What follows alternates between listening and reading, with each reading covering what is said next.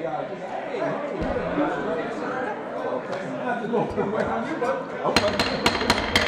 evening, everybody. Welcome to the Bowie City Council, special City Council meeting tonight on April 10th. And I'd like to ask everybody that can to stand as we start every meeting with the Pledge of Allegiance. I pledge allegiance to the flag of the United States of America and to the republic for which it stands, one nation, under God, indivisible, with liberty and justice for all. Could I ask you to remain standing for just a second? This past week, we lost a long-standing resident of the city that's been here since the early 60s, Terry Devaney. I don't know if some of you have met Terry over the years. Terry was one of the founders of the Bowie Boys and Girls Club. He was the chairman of the Prince George's Community College. He was the chairman of the Council on Higher Education and a whole bunch of other things. And on top of all that, he was a great guy. And his wife passed away a couple of years ago. He passed away on Sunday. So I'd just like to ask you to take a moment of silence so we can recall this wonderful guy.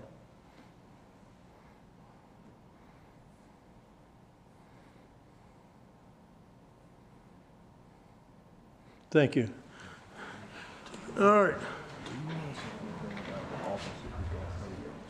Yes, he's okay. She passed. I know. I want to say anything about that. Okay. One other thing before we start the meeting, I should have done this before, but we had another tragic incident over the weekend. One of our city officers and his wife, Officer Rounds, was involved in a terrible car crash the other night. Officer Rounds survived the accident, but his wife did not. So as we get more information, we'll pass it along to you. But it's one of those terrible situations, and we lose a couple of people in the same week. So we have extended our condolences from the family, from the whole council in the city to Officer Rounds and his family. Okay, council, we have a quorum. Before we start on new business, I did notice that the chair of the Prince George's County Council, our former colleague, who used to work for a living when he was here, is the chair of the Prince George's County Council. Todd Turner is here. Welcome, sir. Did you have something you want to say? Something? This is a mistake to let a county politician get up right. Thank you, Mr. Mayor, members of the City Council, as well as residents here and listening, our mutual residents in the city of Bowie. Appreciate the opportunity. I know you don't have public speaking tonight, but since this is a special meeting, I thought I'd come as part of that. I just want to say thank you for your efforts. In addition, I want to formally welcome publicly my new city council member, Council Member St. Carter. I've had the opportunity to converse with him over the last month or so, and I know he knows as a former District 3 representative that I have high expectations for him on the City Council and being my representative in particular. The only thing I wanted to share with you, I know you're starting your budget consideration tonight. I wish you well with that. The County Council and the County Executive have started our budget consideration for the fiscal year 2020 county budget, which has been proposed at $4.2 billion, approximately over $2 billion of that going directly to our public school system here in Prince George's County. So I have flyers. We do have a series of public hearings that will be going on. We started this week with the Washington Suburban Sanitary Commission budget. We'll have one next Tuesday, April 16th, and this is on the annual action plan for community development block grant and federal entitlement funds. I know the city has its own process for doing that as an entitlement city. On April 23rd, we'll have the Maryland National Capital Park and Planning budget before us. And then on April 29th and May 7th are our general public hearings where all residents are encouraged to participate and let us know as their elected representatives the issues and concerns they have. So I will leave the budget flyer for the members of the council as well as the members of the public if they're interested. I always encourage, I know the city always does, is send me a nice little letter about your wishes and desires with respect to the county budget. Since I might have a little bit of influence this year, get that to me early so we make sure that we're able to accommodate what we can as part of our budget. But other than that, I wish you well with your budget as well. We look forward to working with you during the county budget, and I don't want you to leave without having the sample. You know, since we're here tonight to talk about a local issue, about we're currently looking at several options on another indoor gym facility, and I just didn't want you to leave without suggesting there might be a possibility to leverage some city and county funding together. You know, that could be a help. We're looking at public-private. We're looking at doing perhaps a joint effort with the, you know, local house of worship. So there's a number of options on the table. But leveraging some city dollars with some county dollars would be much appreciated, Mr. Chairman. It's always better to have friends, as they say, as part of that. Mayor, so I'll stay around for that portion of the council agenda tonight. I won't be able to stay for the budget consideration. The only thing I'll also mention, Mayor, I know you mentioned a couple of passings. Obviously, we lost a real titan here in the state of Maryland earlier this week. The Speaker of the House, Michael Bush, over 30 years of service to the state of Maryland. Last 13 as the Speaker of the House of Delegates. And I know I was up in Annapolis on Monday, and it's very somber, obviously, since he passed away the day before the end of the session. So another good man. They do have services, and next week, next Monday and Tuesday, I believe, from what I understand. So just another passing of another icon here in the state of Maryland. So with that, Mayor, thank you very much. Council members, I appreciate it. With that said, now we got to go back to work. You go back. You're glad to have you here anytime, Mr. Chairman. All right, item number one on the new business indoor court facility discussion. Mr. City Manager. Mr. Mayor, good evening, City Council. Good evening, and residents of Bowie. Last year, December, I believe, you gave us direction to to take a look at the feasibility of an indoor court facility that would be run and operated completely by the staff.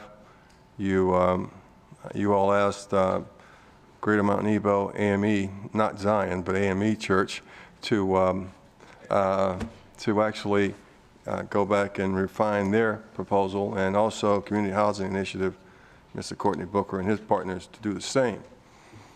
So normally we would not interrupt the budget process with this sort of business, but it would be not a good thing to let so much time pass by that we don't get to it till June. So what we have today is some more refined presentations from each entity, and staff is seeking some direction now or in the near future as to which option we would proceed, if any. And we'll start with Greater Mount Nebo and Mr. Cliff Pulliam.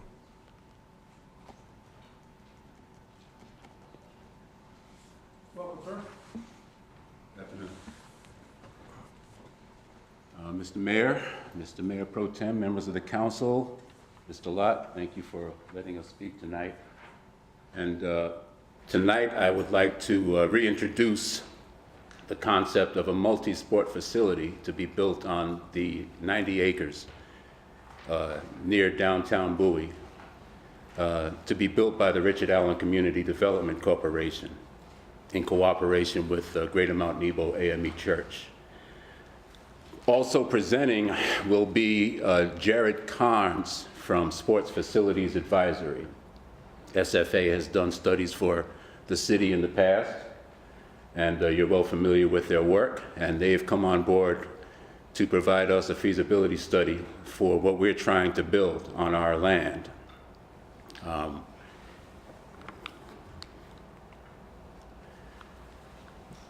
First of all, we have this presentation that we've already done in the past, but to reiterate, we are from the Greater Mount Nebo AME Church.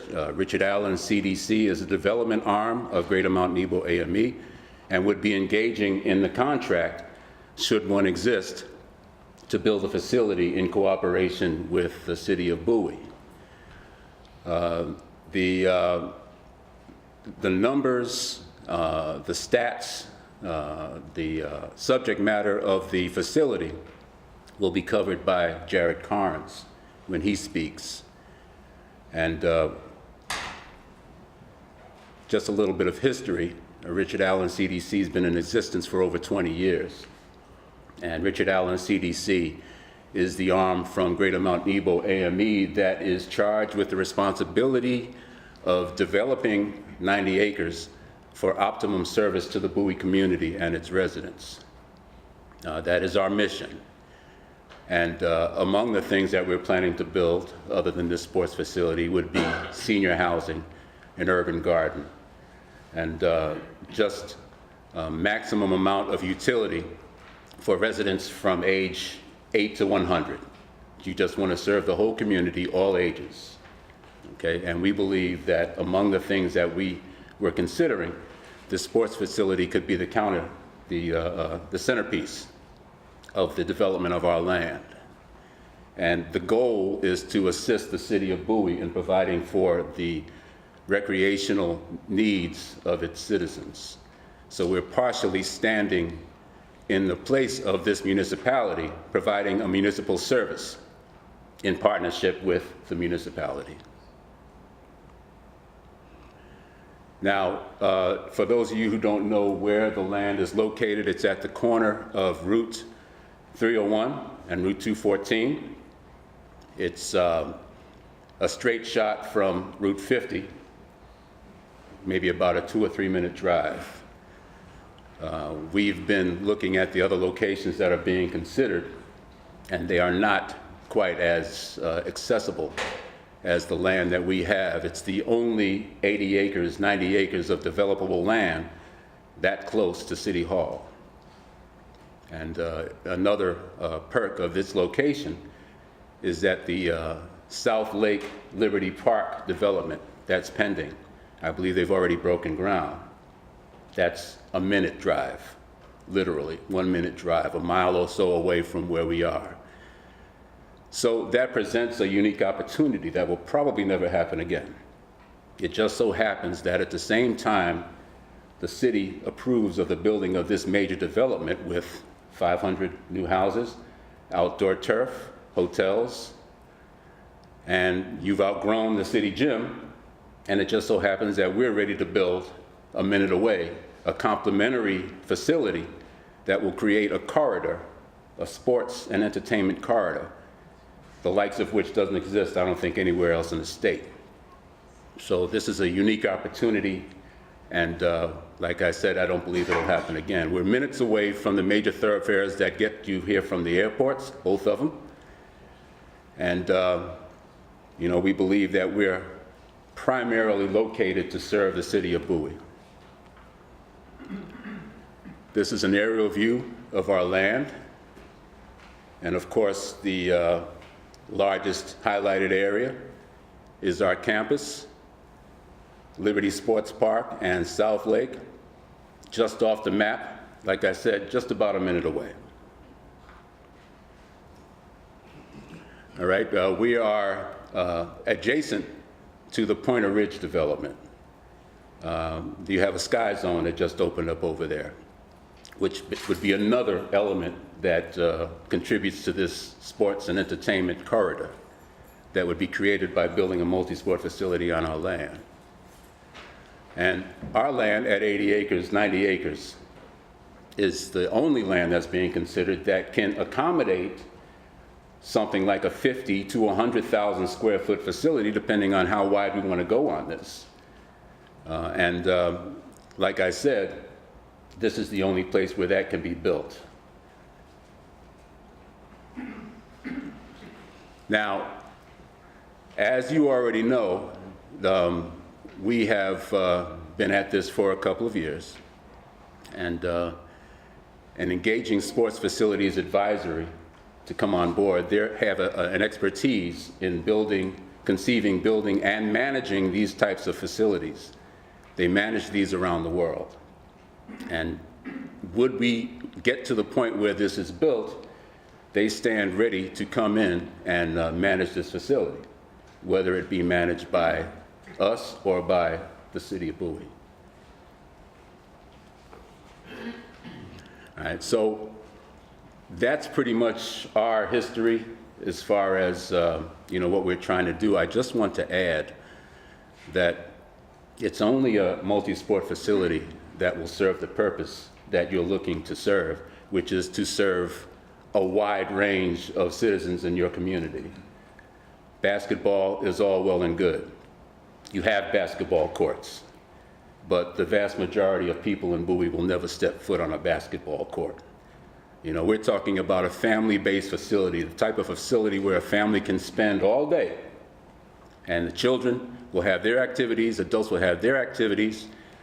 You know, we're talking about a fitness center, we're talking about a swim center, 6 basketball courts. We're talking about some of the non-traditional sports that are not otherwise being considered, like squash.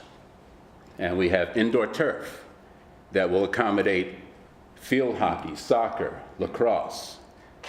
These are the very strong scholarship sports as opposed to basketball. These are the non-traditional sports, in some cases, Olympic sports. In the case of squash, is about to be an Olympic sport. And when you start to wonder where the next group of Olympians from the city of Bowie might come from, they're going to come from this facility once it's built. Okay? Right now, what we have in the way of a multi-sport facility is very limited. It's the Wayne Curry Sports and Learning Center. Doesn't feature basketball. Has a swimming pool that's constantly oversubscribed. Has track and field. The citizens of Howard County, as we laid out in our last presentation, have been enjoying the services of 4 multi-sport facilities for at least the last decade. And their population is 1/3 of that of Prince George's County. And, you know, we believe that Bowie, being the most affluent city in the most affluent African-American county in the nation, and Bowie has 3 of the top 10 most affluent neighborhoods, African-American neighborhoods in the country. We believe that Bowie can and will sustain our type of concept for recreation. You know, the citizens of Howard County have been enjoying the services of a Mercedes-Benz level facility, like I said, for at least a decade. And given the tax assessments that are being paid in this room, I consider Bowie to be more of a Bentley community. They deserve a Bentley facility, not a Buick. And a 2-court facility is a Buick. You know, the facility hasn't even been built yet, and guess what? You've already outgrown it. We'll be back here in another 5 or 6 years talking about this again if you go with the basketball-only option. So I leave that to you, and I'm bringing up Jared Carnes.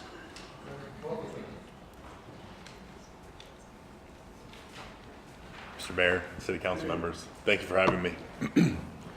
As Cliff alluded to, my name is Jared Carnes. I am a business analyst and project manager with the Sports Facilities.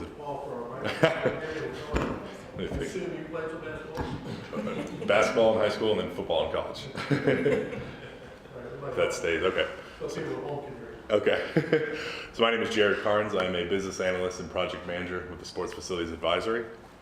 As you can see, our Sports Facilities Advisory is one of 2 companies under an umbrella. So we're sister company, Sports Facilities Advisory and Sports Facilities Management. And what we do as a company that makes us unique to this industry is that we plan, fund, open, and manage facilities all around the country. A little bit about our history. So we were founded in 2003. We've served over 2,000 communities, and on the Sports Facilities Advisory side, we handle and manage about 120 projects per year. 98% of those projects that we do are youth and amateur sports and recreation facilities, much like the one that we're discussing tonight.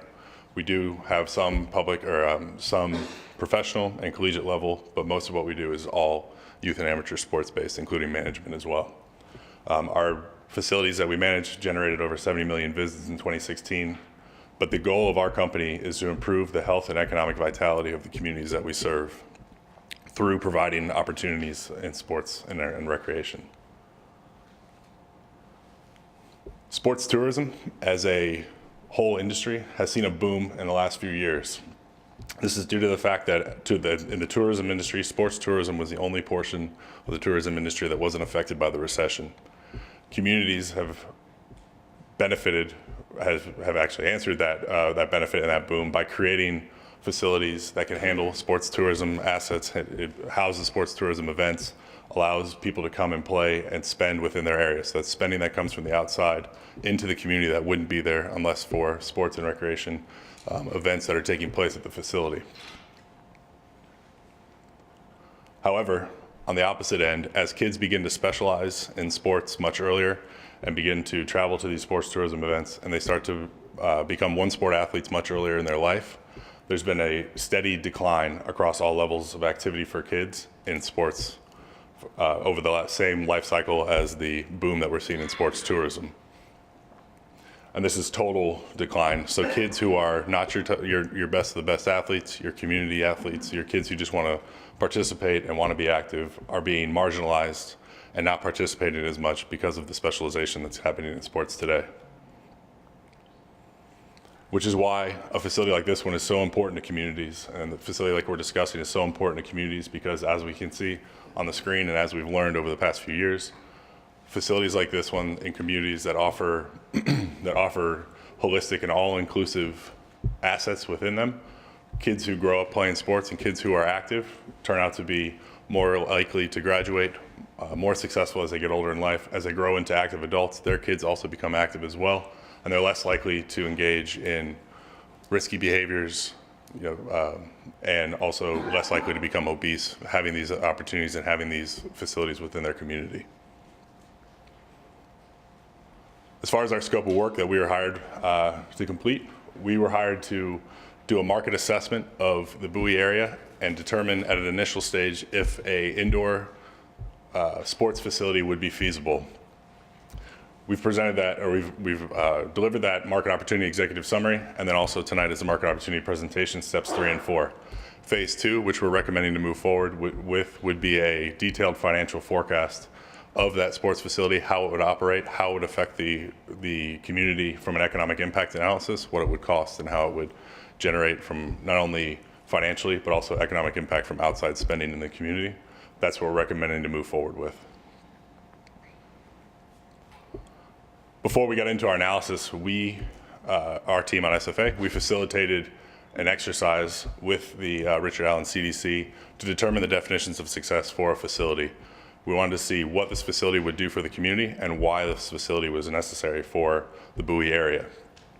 And we heard from the Richard Allen CDC, and as you'll see in the slide, also community members, there's 4 definitions of success for this facility. The first one would be to create a financially sustainable model. The second is provide an inclusive hub for sports, recreation, and fitness programming that is inclusive of everyone and enhances the quality of life for the residents of Bowie. So no matter if you're youth, adult, or senior, it's inclusive of everybody and has enough components to be that hub for everybody within the community.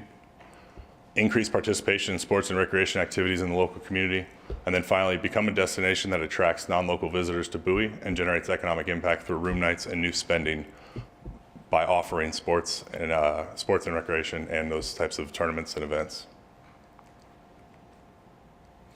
In addition to our internal analysis at SFA and our meeting with the Richard Allen CDC, we also engaged members from the local community of Bowie. Of those community representatives, the sports that were represented is professional basketball, youth basketball, both recreational and club, and then multi-purpose field sports, soccer, lacrosse, and football. And the feedback that we received echoed a lot of what we had already heard and what we found in our analysis, but the city of Bowie needs a high-quality indoor sports facility that is well-managed. It needs a centrally located facility with an adequate number of courts for hosting tournaments and/or programs in one single location. It needs a facility that is all-inclusive of everyone, regardless of age or skill level. And then that both indoor and outdoor sports have had issues with securing spaces to train. The spaces like indoor courts, indoor turf helps to answer that need and fill that demand. I'll move pretty quickly through these next few slides because I'm sure everybody's aware with the local demographics. But one way that we determine feasibility at an initial stage for facilities is if the local market can support a facility like the one that's envisioned. As you can see from the map, at the 10, 15, and 30-minute drive times, which we consider to be the sweet spot for a local facility, there's a very high and dense population. You even start to pull in some of Eastern DC. And from what we've found, if a facility is unique enough and the offerings and assets within that facility are unique, you can actually start to pull from that outer band people coming to participate and coming to the city to take part in the programs that are being offered. This next map is median household income levels around the area. And as we heard earlier from Cliff, there are pockets of that deep purple where you can see there's higher income households with the discretionary income necessary to spend and participate on sports and recreation programming that would be offered at a facility like the one we'll be discussing in a couple slides. But again, both population and median household income are positive factors for determining feasibility for a facility like this one. This chart is a sample of some of the factors that we take into account when we are first determining feasibility, but also determining if the facility as it's envisioned can meet the definitions of success as I showed you a couple slides ago. And at every level and every different factor, we found that this community is much higher than what we typically see in other communities. Population is much higher than what we typically see for the local population at the 30-minute drive time, but also at the sub-regional population, which is at 60 minutes. The median age is lower than what we typically see in other communities, suggesting that there's younger families with younger kids, which are usually ideal participants at facilities like this one. The median household income is much higher than what we typically see in other communities, same with growth projections and also spending on recreational lessons. So again, when determining feasibility at this initial stage, everything is a positive factor for the local community being able to support a facility like this one.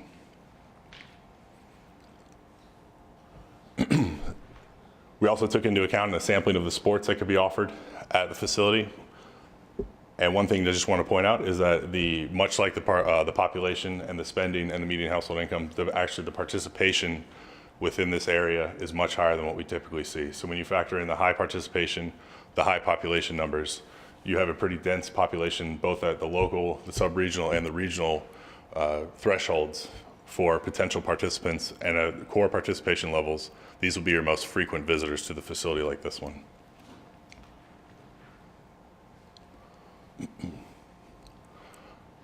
And so we also analyzed a holistic facility program based on the needs of the community, based on what we heard from stakeholders and our meeting with the Richard Allen CDC. And we've developed a facility program that is all-inclusive. It gives a hub for the local community to come and recreate and participate in sports, but also is a regional draw for some of those tournaments and events that would bring outside spending into the city of Bowie. And so to summarize, the facility is about 145,000 square feet. It includes 4 hardwood basketball volleyball courts, an indoor synthetic turf field. It also has indoor courts for racquetball, squash, and handball, a 32,000 square foot aquatics natatorium that includes a pool that can host competitions, but also a leisure pool and play structures for the community to take part in, and then support spaces necessary for a facility like this one.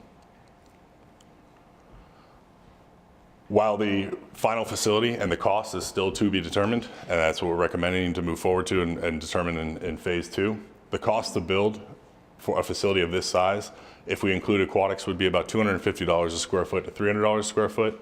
And if you remove the aquatics component, the price and the cost significantly comes down, or is a significant variance at $150 a square foot to $200 a square foot. Again, it's still to be determined, but this is the holistic large version of the facility.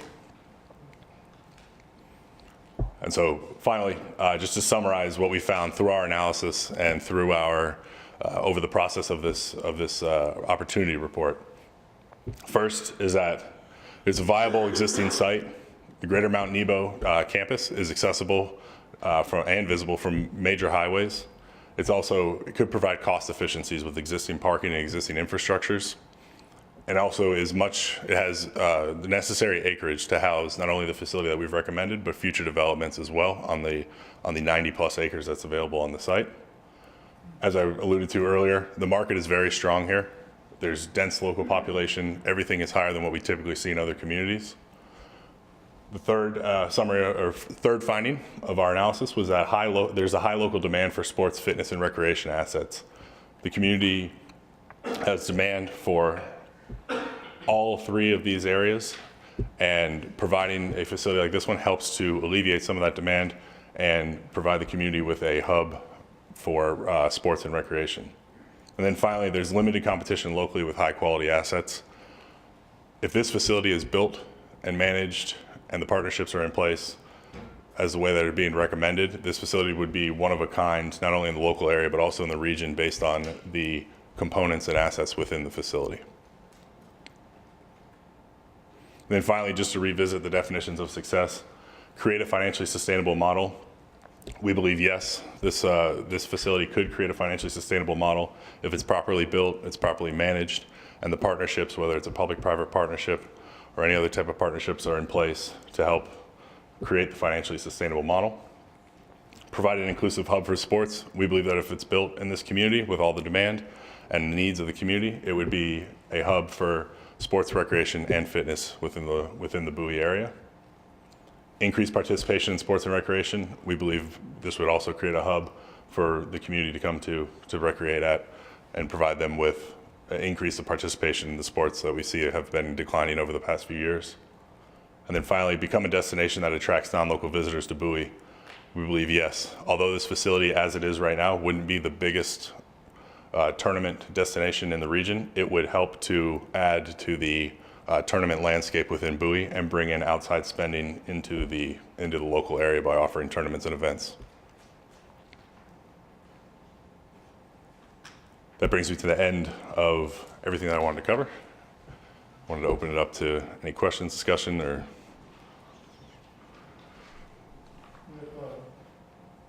An additional presentation to? others. Mr. Bullyman, is there somebody else who's going, is he the last speaker for your group? Yes.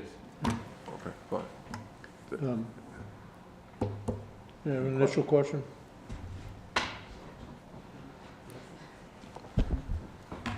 Did you have, Mr. Stowe? Hey, Mr. Mayor. Thanks for coming out tonight. Thank you Good for to see having me. So yeah, my first question is, who pays for what in this arrangement? So that's still to be determined. From what we've seen, based on facilities that we've built 15 years ago, it was either public GO bonds that were paying for these facilities, and they were solely for the public, or it was private investment dollars and private lenders that were getting the private facilities built. The landscape's shifted so much that we typically see these facilities only going forward with a public-private partnership in place.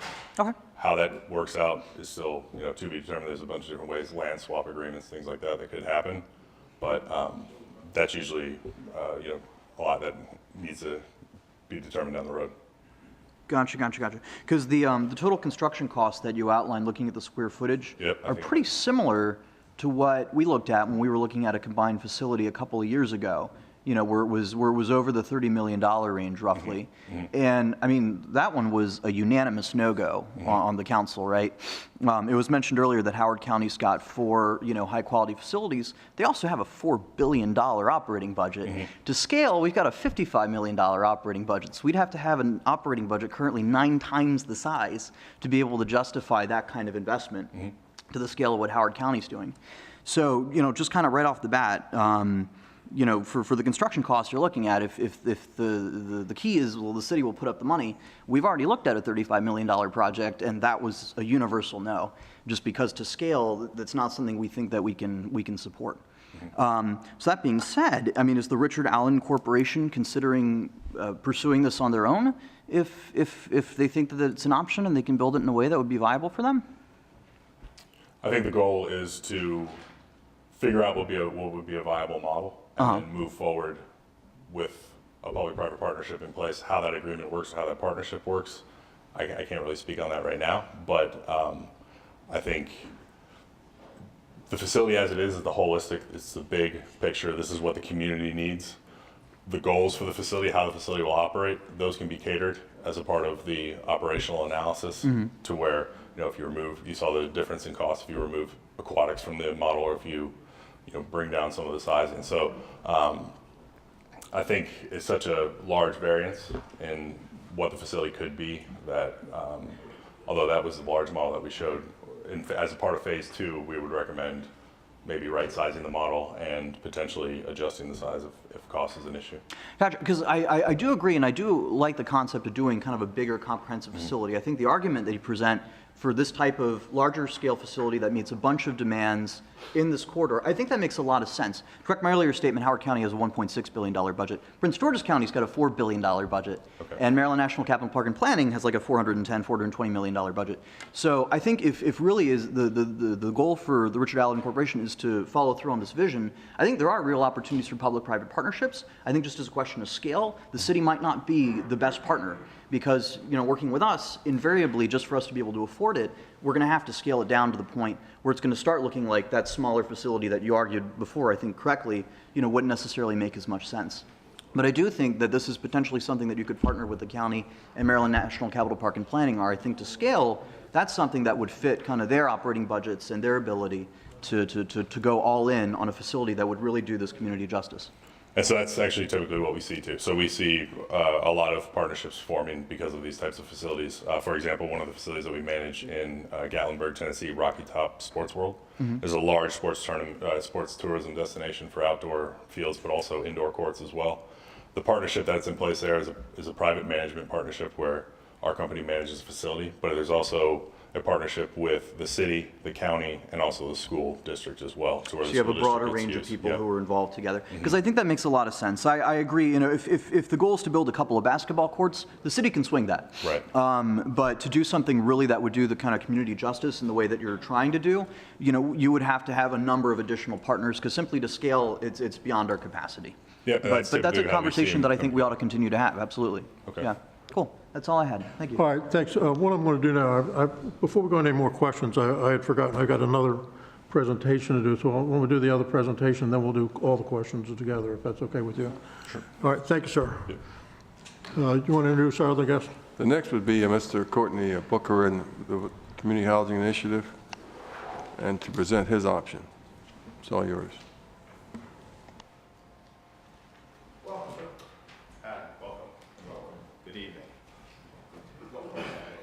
Welcome. How are you all doing? So I just push like this. So we're also here to talk about the option of a multi-sports facility. Ours is a little scaled down from the previous one, and I'll get right into it here. So this is basically an overview of the presentation. So the opportunity, as we know, is to build a multi-sport facility which will meet the needs of Bowie residents. In our case, what we're proposing is to develop, construct, and operate that facility on behalf of the city of Bowie and secure financing for said facility through our own financial capability through a long-term lease with the city. So it's a little different model than previous. In addition to that, we would also look to negotiate a rev share, not rev share, but a net income share of any proceeds coming off of this facility that would come back to the city. So that's kind of our business model in a nutshell. Additionally, I'm not going to go over this because a lot of those things were covered in the previous slide and the previous presentation, but all the things that they talked about, how this will enhance the city, the brand equity of the city, increase economic development. So all of those things have been mentioned, so I'll kind of move forward here. So I want to go over our team a little bit. So there are three elements of our team. I'm the ADO portion, so we have an overarching group. We will be responsible for programming as well as marketing and as well as management of the facility. The Community Housing Initiative would be part of the financial part as well as the construction. And then we've also brought another group in with me, which is the JAW group. They are partnered with Senator Ashcroft out of Missouri, who is also the governor and the attorney general. They built a facility, that group built a facility in Boston, right outside of Boston. And so we've brought them in to assist us in this process. They have significant experience. They actually have built the facility. That is a privately funded facility that they've built right outside of Boston. And I'll kind of show you a little bit what that looks like and where they are, the different phases of that facility. So as you know, the big question is who does the city look to as far as moving forward with this opportunity? And I'm going to go into why we think it should be us. As I mentioned, the facility in Attleboro, Massachusetts, which is all private money with the JAW group, who's coming in to assist our group in developing this potentially with you all. So this is when it's completely done, Right now, they only have phase one, which is ice rink, which is very similar to what you guys are doing here. They're going to then do the aquatic center, tennis and wellness, and then what they're calling a field house, which is basically a multi-sports facility as well.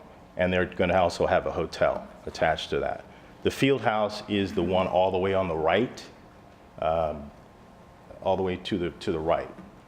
They also have soccer field inside, as well as FIFA regulation soccer fields outside. But this is an example of their ability to execute on a very large scale platform and creating a large multi-sports facility. And they are our partners in this and potentially working with you all. And this has all been privately funded, this project. We also have on our team people who have experience in running sports leagues, as well as have tremendous relationships within the basketball arena, as well as we have additional people on the team who have relationships in volleyball. So bringing substantial basketball tournaments and volleyball tournaments to this facility, we don't see that as a problem at all. As a matter of fact, this group has been doing it since 2012. The person who is part of that team is Mark Jerome. You may know that name, Jerome. His son just won the NCAA basketball championship, Ty Jerome. So that's his son. But he's been running this in New York City since 2012. And my son actually participates in his league in New York City. And he has significant experience. Additionally, on that team was Rodney Rice. If I were to go back, fortunately, Rodney didn't give me his picture, but Rodney was in sports management. He actually helped develop the younger aspects of Nike's Team Takeover, which is one of the nationally known basketball entities here in the metropolitan area, DC metropolitan area. And again, he has substantial relationships within that space, basketball, and the ability to bring, and he's actually run tournaments and had tournaments himself. So we could actually create our own tournaments as well as secure additional tournaments to this facility. So in addition to that, we also have, what we'd like to do is bring in a concept to this facility, which is around golf and STEM. So a very good friend of mine in New York, his name is Pharrell Evans. He has developed and these are all simulators, so it doesn't take up a lot of space. So it's not like but I thought this would be an interesting programming aspect since the city has also a golf course. So there could be some synergies with respect to that, introducing young people to golf, but also tying that to STEM, which, as we know, is where the future of all jobs are. So again, why us? Because we can bring unique programming to a facility, and we can help get it financed, and we can operate it. Now, I want to talk about some of the key assumptions as we look at this. So I'm not going to read all of these, but I'll go over the main ones. Obviously, the land, we want to make sure. We did receive some information about some land that the city was looking at. So with respect to that, there would be some things that we would need the land to have, flexibility around ingress and egress, that it's accessible with main thoroughfares and interstate, and also there may be some opportunity to expand on that land if the council and the mayor so chose, such as an aquatic center. We're not proposing an aquatic center in this round because we think that by doing this facility first, we can do proof of concept, we can get everything right, we can have the facility running optimally, and then we can address any other opportunities with respect to demand within the city. Like I mentioned before, in financing, we would actually do the financing through long-term lease with the city. We would utilize our financial capability to do that with our banks that we work with, and that basically would be approximately $115,000 if it was amortized over 20 years and $101 over 25 years a month from a financing standpoint. And that's at an interest rate of 4.6. And again, operationally, we would run the facility, and we would provide some net income back to the city. Obviously, once we hit break even, we would negotiate with the city what that percentage that would come back. And again, we would provide the programming and operate the facility itself. This is just for illustrative purposes only. This is actually the facility that this gentleman's company manages down in Virginia Beach. No, this is in Myrtle. But this is an example, and it's very similar to what we've talked about in my previous presentation. We talked about 8 courts. And so this kind of lays out what we see as the opportunity right now within it. But again, we also think there's an opportunity to secure additional tenants, be that a fitness tenant, physical therapy, like MedStar within the facility, creating a holistic kind of health and wellness center and fitness center that would serve beyond just the needs of people who want to go in and play basketball or other sports, but people who want to work out, people who are trying to recover from injuries, people who are trying to prevent injuries, et cetera, et cetera. So just want to get into some of the programming. The hard court activities obviously would be basketball, volleyball. We think there's an opportunity to do events at the facility, as well as corporate events, high school events, things of that nature, meetings.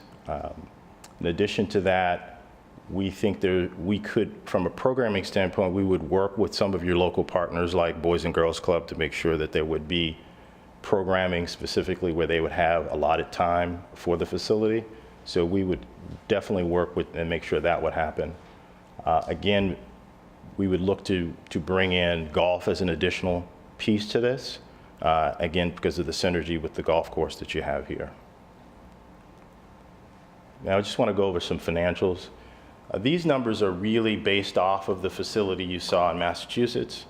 But as you see some of the numbers, we think that these numbers are super conservative based on some of the very same metrics that were discussed around the economic aspects of Bowie when you compare that to Attleboro from a median income, things of that nature. We think that these numbers would be a lot higher, but again, we always like to err on the conservative side when we're looking at this. And this is a little aggressive to bring the numbers now, but we think because our partners are already operating a facility in Boston, they have a really good sense of what the numbers and where the numbers may end up.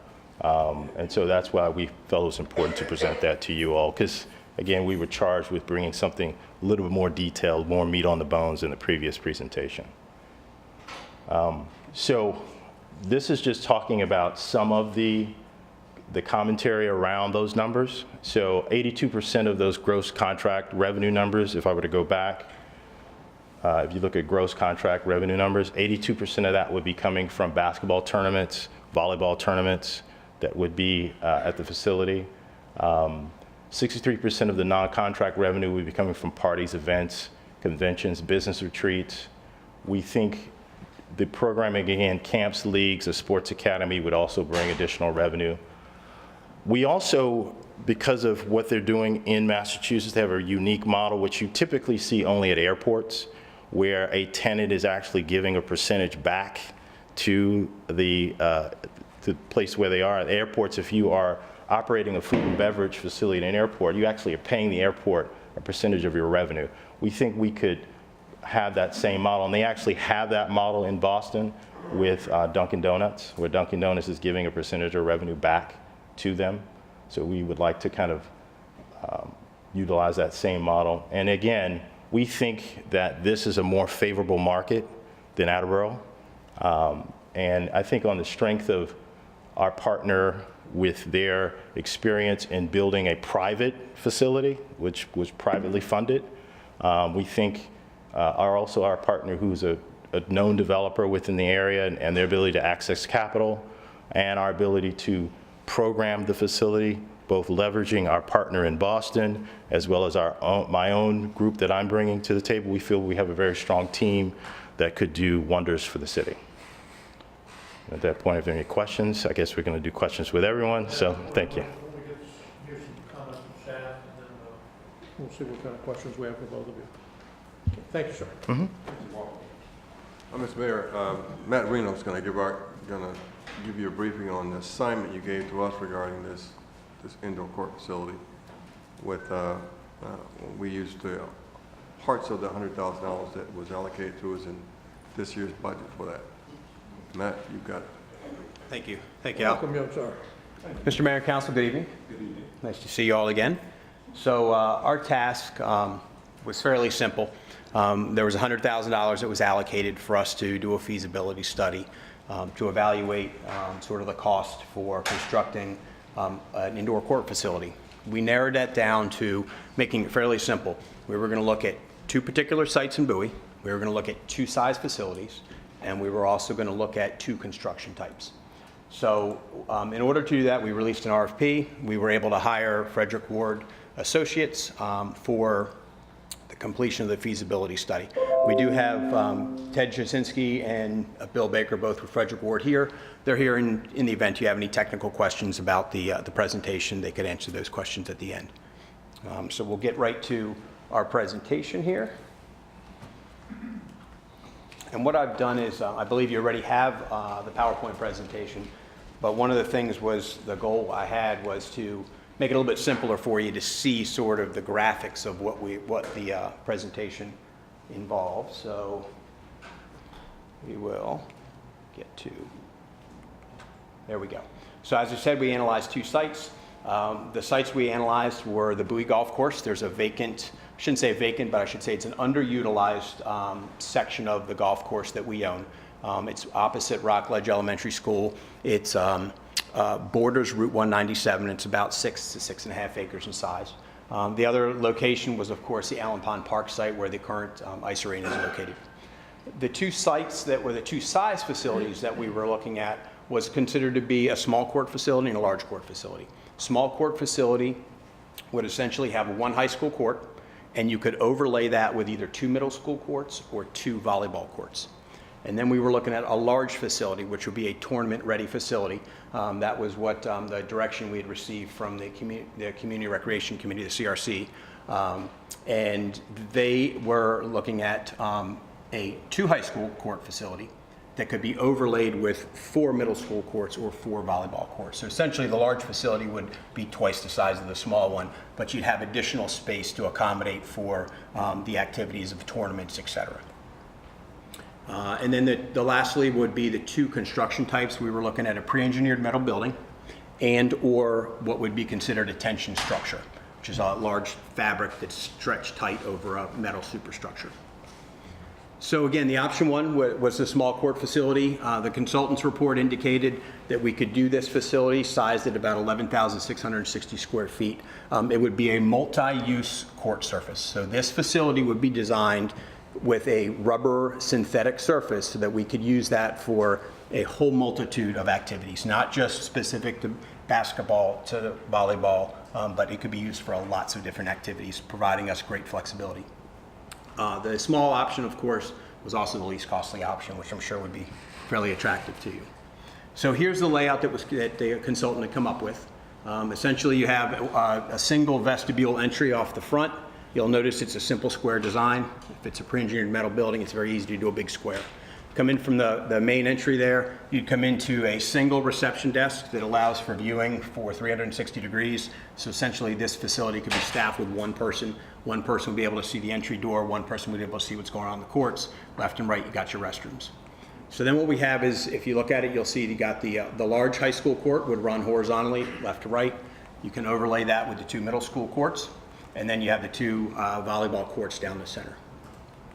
This facility would give us the ability to have 6 family-style restrooms, 1 of which could have a shower unit in it, so that we could be able to provide that amenity to users if they needed to take a shower before or after their play. Of course, it would have a large storage room, always required with any type of athletic facility. And then lastly, you would have your support areas for your mechanical, electrical, all the fire suppression and whatnot. The first location for this small facility would be at Allen Pond Park. Here's a depiction of that. You've got Northview Drive with the current access into the park. You also have access that will come in from the east side, which would be Mitchellville Road side. And you can see the cost estimates are there. You've got a pre-engineered metal building cost would run approximately $3.5 million constructed, and then you have the tension option, which would be $3.9 million constructed. The second site would be the golf course. Again, you've got golf course would be off to the west of this depiction, and you've got access off of the Route 197 Laurel Bowie Road, with the main access to this facility being off the current golf course access drive.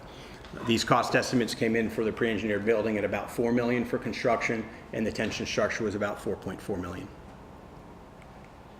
Then we get to the large facility court. Again, this was the 2 high school courts with the 4 courts overlaid.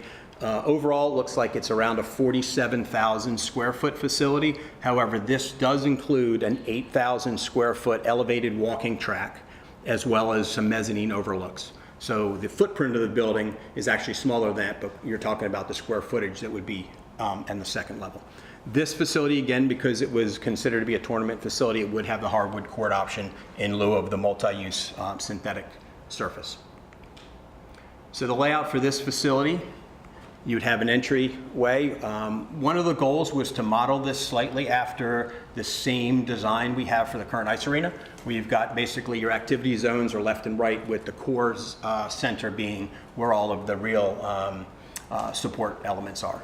So you've got off to the left upon entry, you would have your office areas, your administration areas. You then have your 2 high school courts, left and right wings. Those could be divided into 4 middle school courts. Those would then also be overlaid with the 4 volleyball courts. The difference here is when you start to get into the tournament ability. There needs to be a concession area up front that we would have that would support and provide beverages and food for individuals. We also added in this facility the ability to have 2 large multi-use meeting rooms that can be divided into 4 smaller ones, both of which can either be accessed off of the court or from the hallways inside, allowing flexibility with regards to tournament use.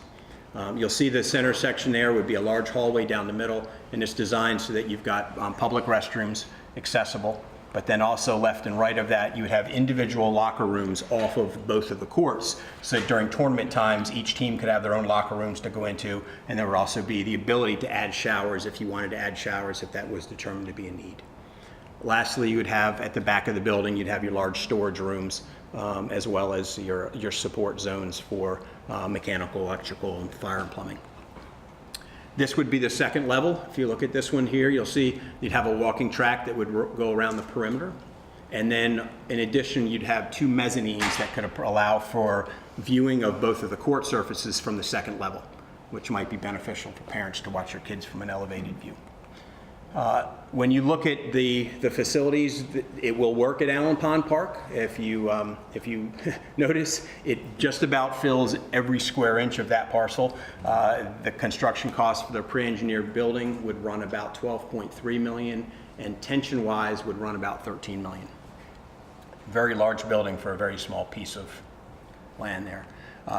Access would be off of Northview Drive, as it is now, into the park, and then also from Mitchellville Road.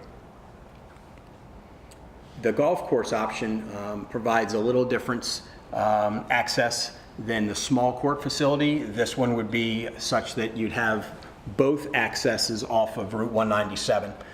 You'd have one that would be designed towards the back of the building that would allow for bus access if you have tournaments coming with buses. It's always a challenge, where do you park these big vehicles? So we had the consultant work on an option to be able to provide large overflow parking in the back for buses. The main parking lot would be off the front of the building, which would be a separate apron coming off of 197. With this particular size facility at this location, you're looking at pre-engineered metal building being 14.9 and the tension being 15.6 million. So significantly more expensive than just the small, simple 1-court multi-use facility. You have here the entry drive, as I indicated, that this wouldn't be accessible necessarily from the golf course road as it is now, but if that was a site that was selected, it's possible that we could make access off of the golf course drive if there was a desire for that. We went through all that. The cost summary, essentially what we just went through, you have the 2 different sites, Allen Pond Park and the golf course, and you got the 2 different size buildings and the 2 different construction methods. So we think we satisfied what council's intent and direction was for us, and hopefully this provides you with some guidance moving forward.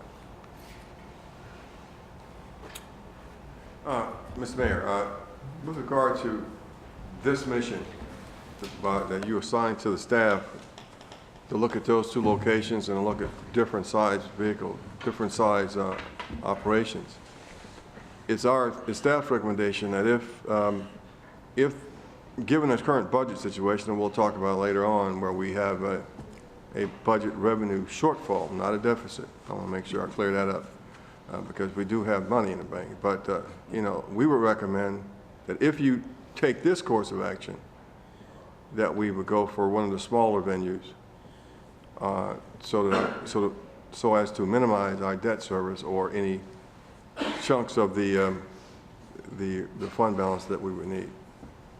That concludes all of the briefings, and you can start your inquiries now, sir. Okay. All right. I notice the chair of the Recreation Committee is here. Ms. Bridges, did the CRC want to make a comment?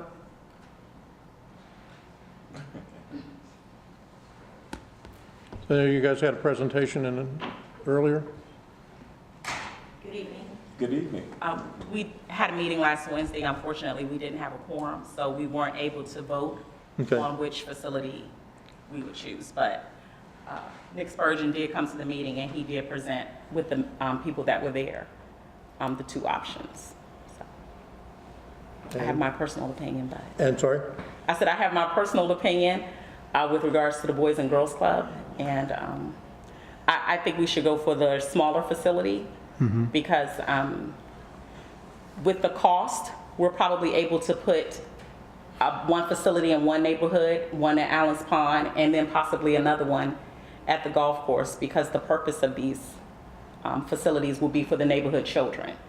And I understand tournament play and AAU, I do understand that, and I don't disregard it in any sense because my kids play tournament play, but I think for the greater good of the city, I am more keen on providing for the neighborhood children. So that's my personal opinion. Okay. Thank you. It's curious that you say that. You know, I have my note here, and it says conflicting visions, you know, a destination site or a site for kids. Anyway, appreciate your comments. Staff's presentation, you got anything else you want to? Mr. Mayor, this concludes the presentation for all 3 venues. But you're free to ask, all ask your questions or whatever you need. All right, I'm going to go to Dr. Trout first. You had a couple of, I'm sorry. Well, I'm sorry. Mr. Wolfley, you wanted to start on. Let me just have a quick summary here before we go into this. We're looking at 3 significant alternatives here. One is a public-private relationship with a local church group that offers some advantages and some challenges. One with a private enterprise, which offers some benefits and some challenges, and one which is the local city production, which would be kind of more narrowly focused just on the kids' use.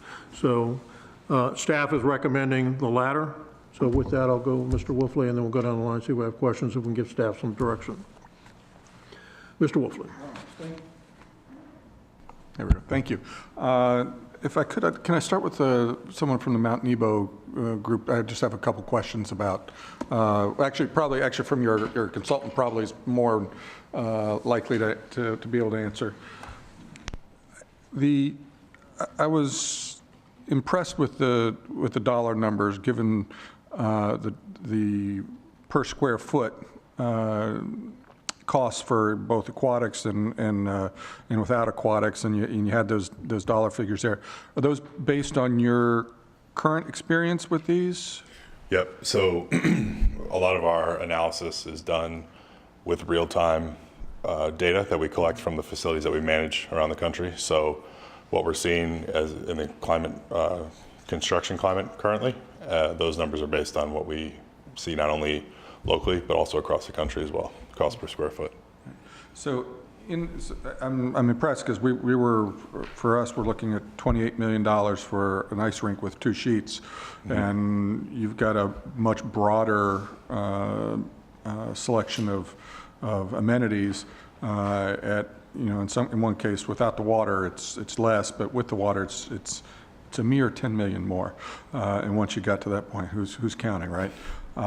So the assumption here is that this partnership, yet to be determined of what the financial arrangements would be, whether it's capital up front or, bonds issued, which we pay a portion of.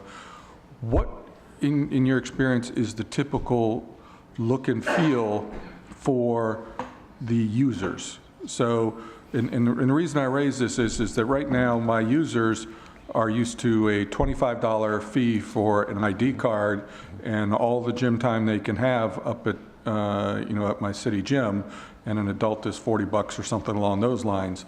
What's the kind of a price point? What's the business model for usage for a facility like yours? And, because if it's too expensive, it's more than $25, my kids are going to play at the city gym, and that doesn't help eliminate any of my, volume of people. Mm-hmm. So I think one big variable about what the cost will be to people who are coming to participate will be what the city needs as far as utilization. 100% private facilities tend to be on the higher end of the price points for programs, memberships, things like that. However, when you have these public-private partnerships in place and Parks and Rec comes in and offers programming, or the school comes in and offers programming, PE classes, things like that, obviously you can't charge those top of the market price points. So to answer your question, the relationship can vary based on the needs of the community, based on what partners come to the table. But typically what we see is when it's a public and private as well, there's the higher end programs that are being offered, and those are your training, your leagues and things like that. But there's also programs being offered, whether it's during the day or throughout the day, that would be your Parks and Rec style programs and utilization from the city and the housing those programs under the roof. So it's really no good way to answer it. It's a mixture, it's a hybrid of both, just depending on how the partnership works out. Okay. Thank you, I appreciate that. As I have the same concern that was raised by Councilman Stev earlier, which is the price tag on this is it's pretty lofty, and when you juxtapose that against our budget, I'm not sure how that plays out. And it's also an issue of, if the city is involved, what is the material advantage to our residents as opposed to those who are not tax-paying residents of the city, but maybe just outside the tax limits of the city, and it's a regional facility, and to me there has to be some pretty significant value add to my constituents, to the point where it's got to almost be, you walk in and it's the same price I charge at my other facilities, because I'm not sure I'm into supporting a structure that's really supporting a region. My taxpayers aren't paying taxes for the whole region. We're just a small subset, and this would be on the edge and the periphery. If you start looking at who's drawing into your facility, you're spot on. It's even when it's local, over half of it for your calculation for local is going to be non-city residents. And then, of course, if you go into a larger, 30-minute drive or further beyond, you're talking people who don't know where we live, but will come to find out once they find the facility. But I'm not sure that helps my bottom line. So I'm a little concerned about that scale versus the concerns I have for my community. Yeah, and that's a great question, and that's it's always a concern of a city, especially if you're talking about a potential for a sports tourism facility. Yep. In terms of the amount of courts that were on the facility that we presented, it wouldn't be what we would consider to be a big regional facility. So a lot of your participants would probably not be coming from the 4-hour drive time. It would be more of a sub-regional style facility where you could host tournaments and things like that. But during the week, you'd have to find the balance of local participation, and then on the weekends, if the goal is to host facility or host tournaments and host events, that's when you would utilize the facility on the weekend for those tournaments and events. But during the week, it would be filled with community users from the local community to have leagues, have training, things like that, everything that you could offer currently. Excellent. Thank you very much. I appreciate it. No problem. Thank you. I also have some, I don't know, do we want to go, anybody else want to ask questions of Nebo, or should we just flip-flop them back and forth? Yeah. All right. Okay, well, question for the Community Housing Initiative as well, if we could chat. Why don't we do it per group? That way they don't keep getting up and down. You want to do it per group? Do you want to do the questions per group? We can, just if you've got a question, just go ahead, and then Dr. Crouch has some questions. We may bring them both back and forth. Yeah. Okay, fair enough. All right. Sorry about that. The up, the down, the back, the forth. Thanks for coming out. Appreciate it. Actually, thanks for everybody that's participating this evening. This is a really a good value add for us and for the community. I want to talk briefly about your business model. I was looking at your finances here. The basic business model, as I understand it, is we provide the piece of property. We then lease the finished facility from you, correct? Correct. All right, and then from there, you then in turn operate it on our behalf. Correct. Okay, so. And also provide monies back to the city from the facility. All right. So talk to me how that works out in terms of the money back. Is that a split typically, or is it a? That would be a negotiated on net income. Mm-hmm. So based on net operating income, there would be a negotiated amount going back to the city. Mm-hmm. It's almost like a rebate. Okay. So now the question I have for you is it's pretty much the same thing I had for the first option, which is I have a community that's accustomed to having paid for a facility up front, and they pay their $25 for the kid to have an annual membership. What's the pricing model look like for that community user, for the kid, whether it's going to be part of the Boys and Girls Club, to whom we may, give court time for free, or to the player who is $25 a year? What's it going to look like for them, and are they really going to come to your facility if I have that type of pricing model on the existing infrastructure? Well, I mean, from the very beginning, we always considered Bowie residents as number one in this consideration. I know we've talked about tournaments and all of these things. We primarily had those conversations because that's how you make money for the facility. But Bowie residents would always be number one. We did not, in our model, consider any additional fees for Bowie residents, that the ongoing fees that Bowie residents would pay would remain the same. That's where you would get the money from people coming, because it would draw people from outside of Bowie. You would charge them almost like a gym membership as they came to. But if you were a Bowie resident, you would pay your annual fee, show your card, come in and play. So we never considered that. And we have enough courts, that's why we also had the court size, right?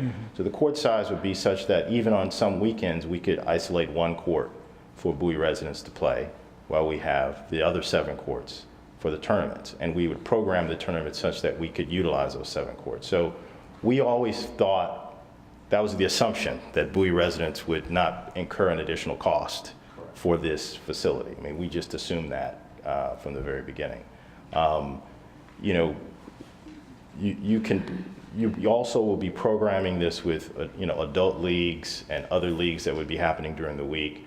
But the vast majority, as has been indicated before, on the weekends is when you have the big regional tournaments or the big tournaments that are probably within a 15, 20-minute drive from here. You throw a stone, you're going to hit probably some of the top basketball, AAU, and volleyball teams in the country around here. So that's always been part of our consideration. But that's why we also thought it was important that you have to have such that you have to make money on the weekends to offset any monies that you would not get from Bowie residents.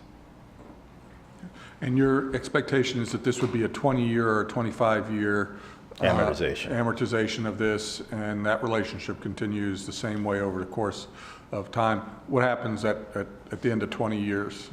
I mean, that's something we would negotiate. That'd be part of our negotiation with you. There's a whole host of things you can negotiate. You could negotiate buying us out. You negotiate if we don't hit certain performance metrics, you can replace the manager. I mean, there's so many different elements that you could come in, and that's part of the negotiation. So, you know, that'd be up for you all to negotiate on your behalf. Well, would you be willing to show me? No. All right. Well, thank you very much. I do appreciate it. Not a problem. Appreciate your time and coming out this evening and answering questions too. No problem. Thank you. Thank you, Dr. Trout. Thank you, Mr. Mayor. This is a question to the Richard Allen CDC, Community Development Fund.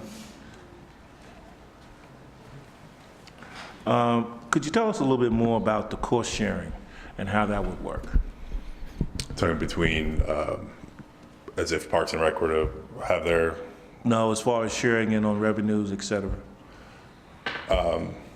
Okay, yeah, I mean, we haven't gotten that far into our analysis. Right, right. So that would still be to be determined. But are you talking about costs of building the facility or costs of revenue sharing, or the revenue sharing, I mean? Revenue sharing, because the cost of the building, you gave us a couple of figures. One was between $150 per square foot, and another one was like $200 per square foot. If you include aquatics, or yep. Yeah, but we wanted to see what your feelings were on the revenue sharing after the project is complete. So I think that's something that would have to be determined and negotiated between whoever's going to manage the facility and the city before you can really give a point of view on that. We have seen rev share scenarios before, or we've also seen if the city's going to use the facility, there's a rental agreement in place with Parks and Rec where they pay for utilization of those hours, and then there's the remaining revenue is given, you know, from private funds, goes to the management company. But again, it's based on the agreement, so Right. That's too soon to tell, I guess. Do you have any preference? Well, we privately manage, so. Is it okay if I weigh in on that also? Sure. Okay, what we're proposing is a co-finance. Optimally would be 50-50. Richard Allen raises 50, you raise 50. But we'd be looking to the city or Maryland National Capital Parks to manage the facility. Whatever revenue comes from the facility goes back to the managers. You know, we're not looking for this to be a big revenue source from proceeds from the gym itself. We do need to be compensated for the use of our land, but our purpose is community service. So we're not looking at this as a profit motive per se. We just need for it to be self-sustaining. Right, and that would be one of our mantras, that looking at it from a self-sustaining point of view. We do not want to go into a relationship or go into a facility where we're actually going to lose money on the facility. Matter of fact, we're currently doing that now, and Exactly. we don't want to do that any longer. So that's the reason why we're asking about what are your thoughts on the cost sharing, revenue sharing. Well, that's the reason for having a more diverse set of uses in the building, rather than just basketball. You've already experienced what you're getting from basketball. You know, you add tennis to it, whatever, it's not going to really add that much to the revenue. But I believe that we have a more diverse set of profit centers within the building that would make it more amenable for it to be self-sustainable. Okay, now when you talk about the building's profit centers, could you elaborate a little bit more? The various sports that would be offered in the building. We have indoor turf. Right. We have the basketball for private use. I mean, private use, I'm talking about for the residents as well as for teams. And we have swimming, rock climbing, squash, all the various non-traditional sports, soccer, lacrosse, field hockey. All of those are various diverse teams within the area that need turf space or court space. Right. So it's not just basketball. You're limited to the basketball team sports if you just have basketball. If you have a more diverse set of uses, then you have a whole pool of users that need that facility. Right. And looking at that, we've looked at basketball, we've looked at ice hockey, and we've also looked at some other sports. And we've come to the decision that some sports give you a better return on the investment than other sports, which is the reason why I don't know what the return on the investment is, for example, say like field hockey. But on some of the other sports that you have mentioned, in fact, I can just say in the city of Bowie, the sport that gives us the most return on our investment is actually hockey, and none of the other sports. That's the one that gives us the most return on our investment. Sure. So we're not looking at it from the standpoint of trying to make an exuberant amount of money or looking at it from a profit standpoint, so to speak. But we do want to make sure that we can maintain the facility and not have it running at a loss or at a deficit. So that's one of the things that we are very conscious of. So that's why we wanted to try to get a feel for some of the finances and what you guys are thinking about downstream as far as the finances with regard to the revenue sharing and return on the investment. Because that's going to be a big thing for us, the return on the investment.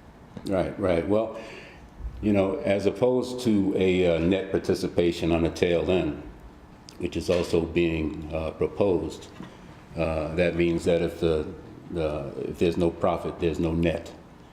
At least in this case, you're going to have the total revenue stream coming in, and the revenue stream is controlled by the quality of the management of the facility, the promotion of the facility.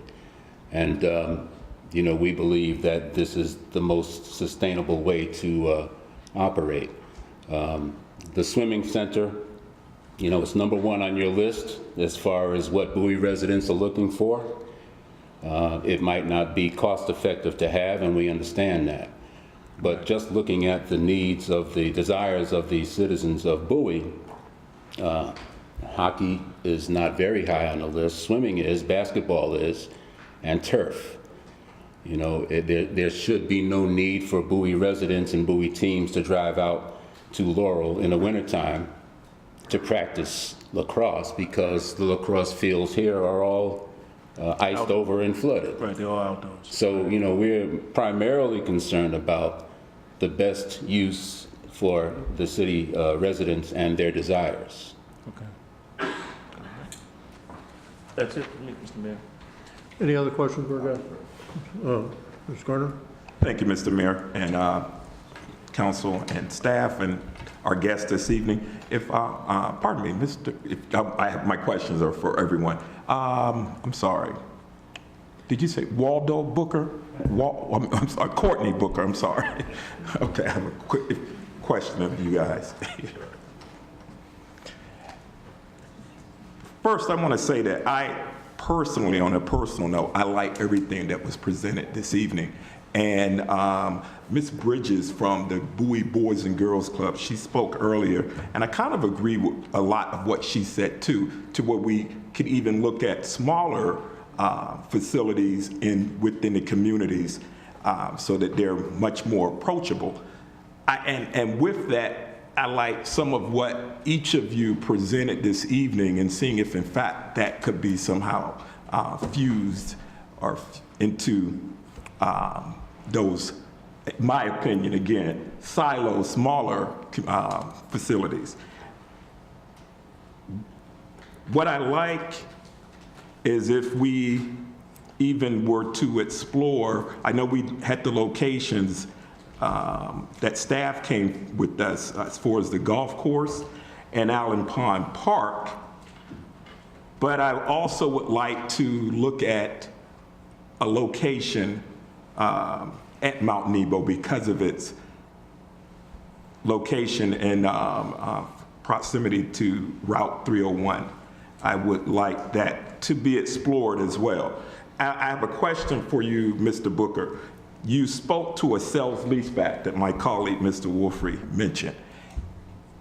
Is that something that could be done if the city were to go into more pockets into the community, more facilities, into smaller ones in the communities? Yeah, I have not, we haven't done any analysis with smaller facilities, so I'm not at liberty to talk about that model. We were looking at just a more of a larger facility. And also I just wanted to clarify something. The facility in Massachusetts has turf. So what I showed on the screen was basketball, but as I showed, it was for illustrative purposes only. We could incorporate turf, and my partners in Boston have turf in their facility. They're going to have turf in their facility. So I just wanted to clarify that, just so that I'm not positioned just as the basketball guy. But yeah, we have not looked at smaller facilities. I felt that, I ran some of the numbers on some of your facilities, to be honest with you. I thought they were a little high. As far as? The 47,000 square feet, I think it was running at close to $300 a square foot. Very interesting numbers. But anyway, I think that, candidly, we think the model that we presented works best for us. The city decides to go in another direction, we can look at that. We'll be open to looking at it. We don't close the door on any opportunity, but we specifically, all of our modeling is done on the larger scale facility. Well, and part of what both organizations were presenting this evening is that you both were speaking of where you would manage it, correct? I know you mentioned that, Mr. Booker, to where your organization would manage it from A to Z. Correct. Okay, and I'm sorry. Would that be management on Mount Nebo side? I thought I heard that too. So no, we never assume that we're going to manage the facilities, especially at this stage of the process. Our process is to, just do the analysis, and if third-party management needs to be included, we'll include fees, but we never assume that we're going to be the third-party management company at any of the facilities that we do the analysis for. Okay, because, I'm sorry. I'm reflecting on what you said. You said that Maryland Park and Planning would be the managing partner. Okay, I heard something. Potentially, okay. Or the city of Bowie. Okay, how you doing, Johnny? I'm sorry, how you doing, Judy? How you doing this evening? I like the idea that an organization that actually knows the business of court rental and the court rentals, the basketball, the tournaments and things, that is actually coming in and that would be a part of this and basically maximizing the potential income that could be generated from this source. As Councilmember Trout mentioned earlier, we're at a deficit currently as far as financials, meaning money is made from our courts and things. And it would be great to see a profit or to break even though these are not services that we're looking, that ideally you go in business of. We are providing this as a service to the residents of Bowie through their taxpayer dollars. It's nice if it covers itself, it's great, but oftentimes it does not. But if we can get some sort of management involved to where these facilities are generating profits or either covering costs, that would be incredible. I know we spoke on it. Mr. Wolfrey mentioned about the sale leaseback program that you guys offer, and in that terms could be negotiated to where at the end of such relationship, how either the city buys you out or however we work on those things. I really would like to see something to where the organizations, because you both have great ideas, and we know that we need these facilities, and where Ms. Bridges from the Boys and Girls Club mentioned to having them in the community, I like that idea a lot. Not having residents having to travel far distances for recreational usage. And then 301, I mean, it's right there off of Mount Nebo, being right off of Route 50. So I see a lot of pluses with all of it. I like the location that the staff provided, the golf course and Allen Pond Park. We want to, of course, always use our land that we have first, as opposed to going outside of it. So, I mean, there's a lot here to be considered, and a lot to be considered, but all very great ideas. And I never even thought of, I'm sorry, did she step out, Ms. Bridges? Oh, she did, okay. I never even considered what staff presented this evening, and it's, oh, here she comes. And it's, yeah, I had a question for you, Ms. Bridges. I'm sorry, if you could come back. And what you spoke of this evening earlier about why you believe that the smaller facilities would work within the communities. Yes. Correct. And could you elaborate on that just a little bit more in your vision? Because I really want to, I'm going one direction, but I want to make certain that we're thinking somewhat the same. So when my organization is at the Bowie City Gym on a Sunday for our games, we're there from 1 until 8 o'clock at night. So we operate on quad 4 and the big quad, which leaves the one small quad for open gym. So you have kids on that one quad, ages 5 to 18, and it is a safety matter at that point.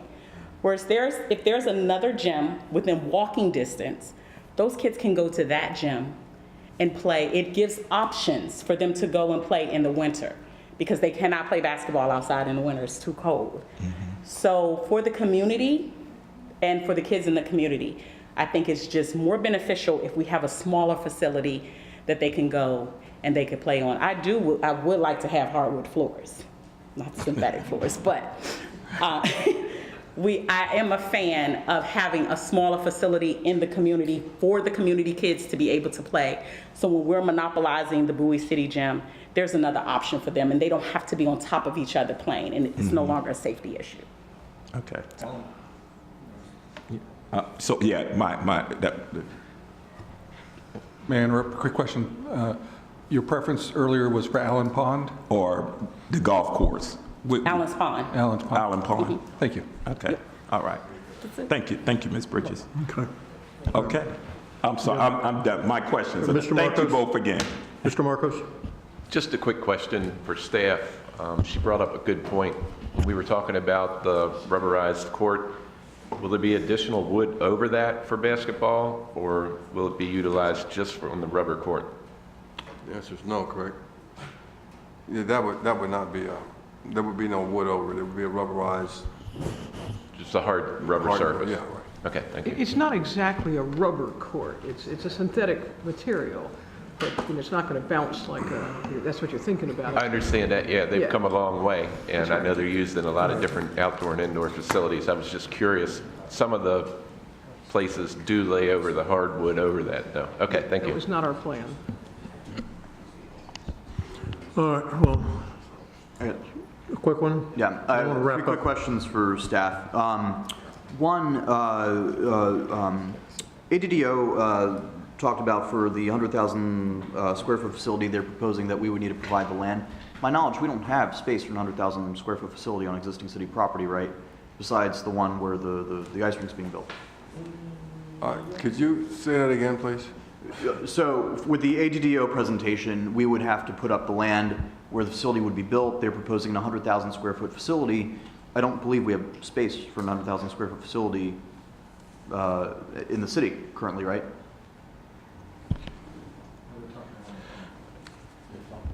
At the current ice arena, the approximately 48,000 square foot facility that was included in the presentation really kind of maxes out that site, assuming we get through with the additional expansion of the amphitheater and the additional parking that we already have programmed into the budget. That really kind of maximized out that particular area at about 48,000 square feet. Right, that's what I thought. Okay, cool. On our existing work with the school system, Maryland National Capital Park and Planning, trying to free up more existing court space where it already lives in Bowie attached to our schools. Have we had any progress on that? I know this has been a perennial challenge for the Community Recreation Committee and it has been an ongoing thing for a while now. He was asking a question as to whether we had any more success trying to coordinate more court space on other facilities in the city. So one of the objectives that you're going to see in this year's budget, which I think you just received, does talk about doing that. And there's also the option of the National Capital Park and Planning facilities. And the two that we have in the city are both closed on Sundays right now, for example. So there is some time out there. It's a matter of trying to locate it and perhaps, and I hate to use the word control it, but to be able to manage it better. Gotcha, yeah, because there are a lot of existing resources. It wasn't all that long ago that the Boys and Girls Club were using those facilities much more for their programs, and so that's definitely something I really encourage staff to continue to make a priority. And then finally, for the presentation that we have on the 47,000 and 11,000 square foot facilities that our consultant presented tonight, do we have any sense of the estimated operating costs and particularly the net operating losses we would sustain with that? Do we anticipate it would be all that different from the existing operating losses we're sustaining at the current city gym? The biggest cost to us would be the manpower to operate it. I think with the small courts, it was at least one person would be operating that, and 3 to 4 on the larger facilities. And so the cost of an FTE like that is about $100,000 a year. The net operating loss would be $100,000 a year? I'm talking the cost of the FTE. We have not computed the operation cost yet. We'll do that once we get a focus. Gotcha. Okay. Thank you. All right. Let's see if we can come to something here. Let me just say, first off, you guys can have a seat. Thank you. Thank you. Thank you all very much. Mr. Mayor, yes, sir. Is it okay if I insert one last thing? Go ahead. As part of the study, Sports Facilities Advisory came up with a recommended facility. They started out with the Earth, Moon, and the Stars, everything that we wanted that was in the $30 million, something like that. But based on their experience on what's sustainable, they came up with an alternative that they call a recommended facility. Now, the numbers on the recommended facility, when you consider a 50-50 split in the financing, stands to represent the lowest expenditure on the part of the city. Because we had always been talking about a facility in the $20 million range. And this recommended facility is just under that on 7 acres. So when you consider that, you know, that would be making the cost difference pretty much moot, especially considering how we convey the land, what kind of agreement we would come to for that. So that's something that also should be considered. Also, another thing I wanted to point out is that you're spending how much on the ice on Church Road is about $26 million? It's about $20 million. No. 28.6 with a water table issue that's going to always have to be abated, and it's going to be there forever. So your costs are going to continue to rise considering that issue. Now, we don't have any such issues on our land. In fact, you know, if and when you get to the point where you've decided that it's no longer cost effective to build ice on Church Road, we have plenty of space to build ice on our facility as well. So I wanted to make sure that that's being considered as well. But when you consider the total cost that you're talking about, maybe $16 million for basketball, $30 million for ice, you're looking at close to $50 million.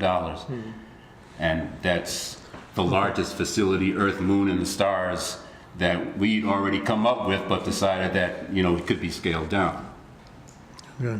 I have a quick question for him. All right, come on, and then we've got to wrap up. We still got a couple hours worth of work yet. Absolutely, we do on the budget here. You know, you brought up a very good point, and you're absolutely right. Because if you're looking, one of your facilities on the lower end today was 120,000 square feet, and you proposed $18 million without the aquatics. Correct. And if you were saying just now a 50-50 partnership with the city of Bowie, the city is coming up with roughly $9 million, which is $5 million cheaper roughly than everything. That's correct. And we're getting more. And we're getting turf indoor fields with that. Absolutely. And we would manage this. The city of Bowie would manage it. We would have our staff on site and the city would control it. So we'll get a bigger facility for $9 million. Right. Roughly. With all the non-traditional sports in addition to basketball. And so, okay. Now, I don't know. How many courts did we say? How many courts did you? I'm sorry, Mr. Mayor. We were looking at, was it 6? Because overall, what we want to do is provide services to the city residents at an affordable cost. So Right. if we're meeting that, I see your point. Okay. If you're dealing with a minimum of 4 courts, then Kerry Bridges' concerns are met because you don't have tournaments crowding all the courts out and there's only 1 court left for the local community. You have 4 courts. So you have 1 court for the tournaments. You can potentially have 1 or 2 courts for free play.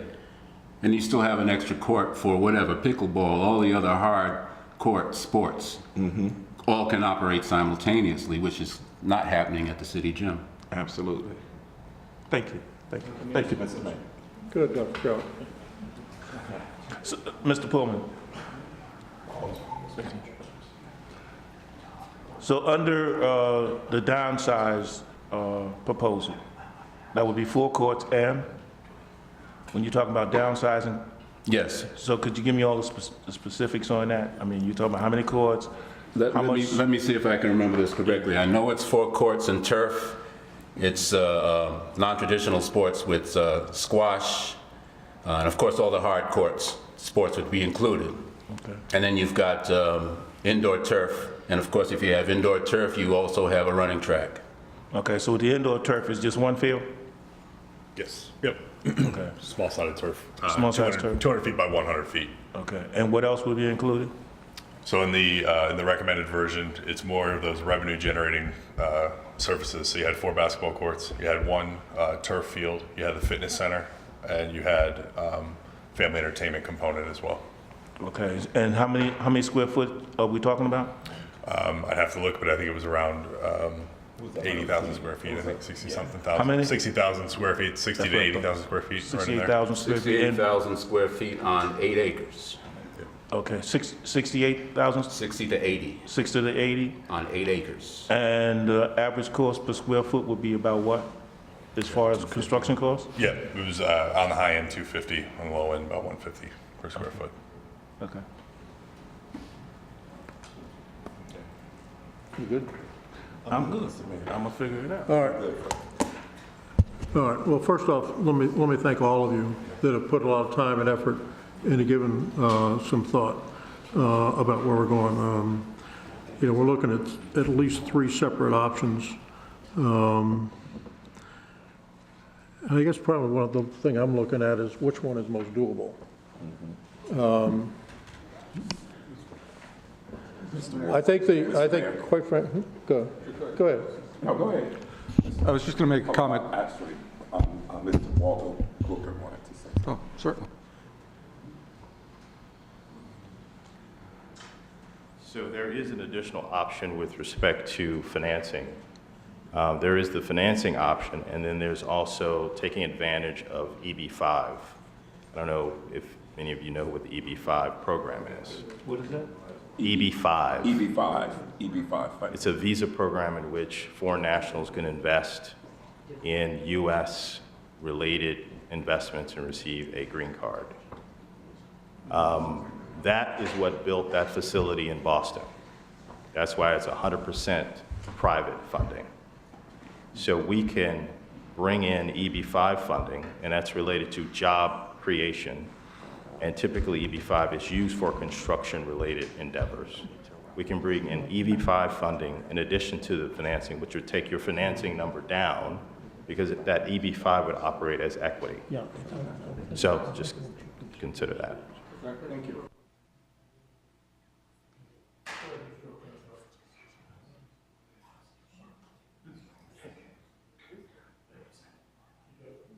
I was just going to suggest that, you know, given what we've heard tonight, there's a lot of new information here, a lot of great information on 3 entirely different proposals, each with, you know, Part A, Part B, Subpart, you know, 1 and 2.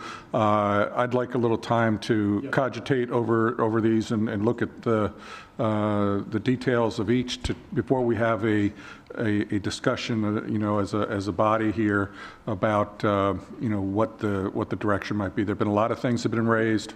That would be my recommendation. I don't know if that's a formal motion, but if it is, I can so move. How about that? Because I tend to agree with what both of you are saying. Yeah, I think there's clearly some division up here in terms of where we want to go and all that, but my problem is I started out with a basketball court that has morphed into 2 or 3 different options, all of which are incredibly attractive and offer incredible benefit to particularly the young people in this community. And the one thing I know is the city's been willing over the years to invest in our children and invest in those activities. Our job is to try to get the best bang for the buck. Exactly. And to that end, you know, like I say, I'm sitting here right now, I'm in line with staff's recommendation on starting small and maybe incrementally moving. But I understand there's some possibilities of looking at some others. You know, the question you asked in terms of downsizing that, if we could get some more firm numbers on that, you know, I might be willing to, you know, to look at some. But I think Mr. Wolfley's comments are in terms of, I got to look at some more numbers. Yes.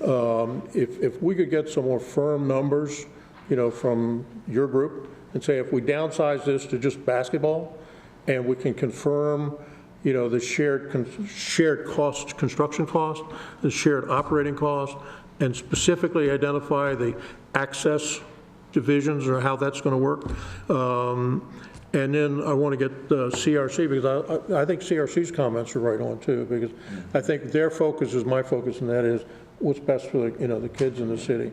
I know we've got some potential MBA guys out there, but 99.9% of the people that are going to be playing these gyms are young kids that just need activities and exciting, and that's kind of where my focus is. You know, the reality is, you know, when I hear conversations about all these things are going to bring all those skill levels up, I still remind people that you got a greater chance in this country being an astronaut than being an NBA player. So maybe if we keep that in focus. So I'm looking, maybe if you got a recommendation from council, if you want to table this for a little while, and if we can get some more firm numbers, you know, from them. Mayor, I have one other request for Mount Nebo.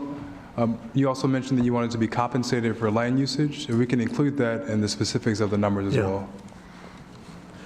All right. My problem is scheduling. You know, bringing this up again, Mr. City Manager. I know for the next 8 Mondays I've got budget stuff. Yes, sir. We have about an hour and a half worth of work this evening. Exactly. Yes. But I mean, when could we reasonably give them some time to get some numbers back and kind of look at these options and firm up? Because like I say, if I had to vote tonight, I'm going with the small thing. Just give me one second, Mr. Mayor. One second. Just 1 second? 1 second, Mr. Mayor. Time's up. Okay. I do want to say, and piggybacking off of what the mayor just said, I like all options that have been placed in front of us this evening. And as we were talking about the cost and just getting more for our bank, I like a lot what Mount Nebo is presenting and a partnership. But what I want to also ask, if Mr. Booker and Mount Nebo maybe could also talk to where, because you stated where the city of Bowie would be the management group, they propose where they would be and where it would be an income generator to where there would be profits. And I don't want to see Mount Nebo, even though I understand Pastor Weaver, the church's pockets are deep. Okay. We don't want to see Mount Nebo operating at a loss, but if maybe you guys maybe meet and talk and see how maybe some sort of a partnership on your end, because I like as the mayor was saying, I really would like to see some hard, concrete numbers to see what we're actually going to spend, and then what could be generated for all parties involved, the city, Mount Nebo, and if Mr. Waldo and Booker and his group could also forge some sort of relationship to where they're managing it, the tournaments are coming in, is generating large income to cover the costs and its bills. Okay. And then the community is served, you're making money, everyone's happy. Hold off just a second. Just an option. Hold just a second. You want more, and then we'll go for I want to take you back to the original feasibility study, yeah, which I think we've forgotten. One of the preambles of the original feasibility study is that we not do this alone, and it appears that we're doing everything alone. The ice arena, which is the reason why I didn't vote for it, because it's done alone. Mm-hmm. We're trying to do this alone. The feasibility study had four key points to it. And the key thing was you need to do it in partnership with somebody. Exactly. And if you do it in partnership with somebody, then that will help you with regard to cost. Not only cost, but also reducing the increase in your tax base. Mm-hmm. Yeah, so that's the reason why we need to really look at this with take a hard look at this to make sure that we don't need to be doing this alone. Because that's not what the feasibility study said. And why do a feasibility study if you're not going to adhere to the advice of the feasibility study? That's what I think we're all on the same page. I'd like to make a motion. Wait a minute. We're all on the same page. Mr. Wolfley? What? All right, I'll make a motion. Staff, scheduling-wise, when is the soonest that we can get it on the agenda, revisiting this conversation with answers from the various proposals on more specific numbers? Late June. Late June? Late June. All right, do you need Yes. an exact date for a motion?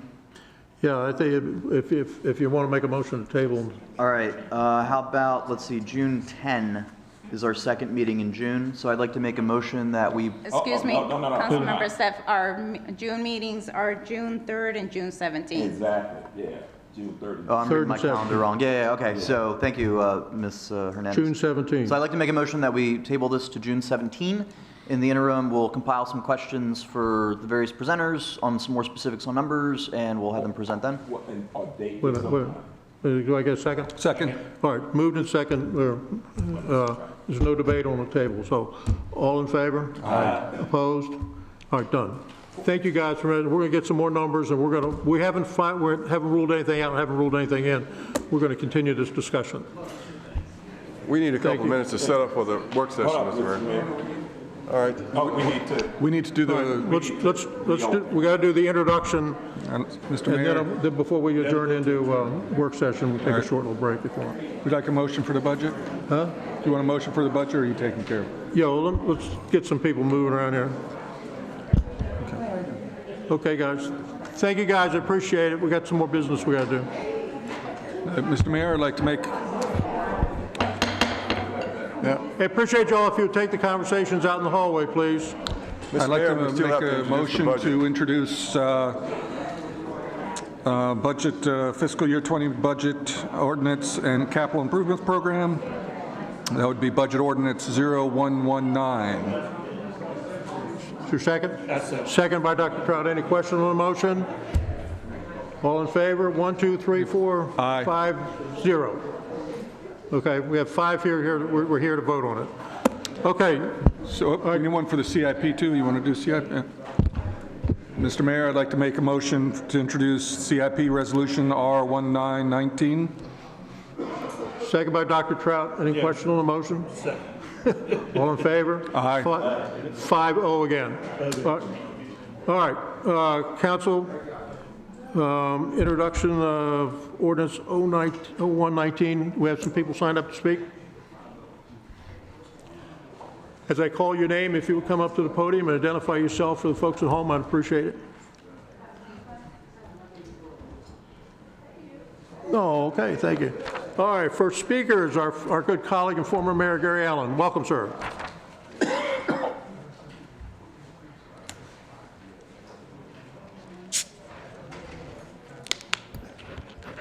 Good evening, Mr. Mayor and Council.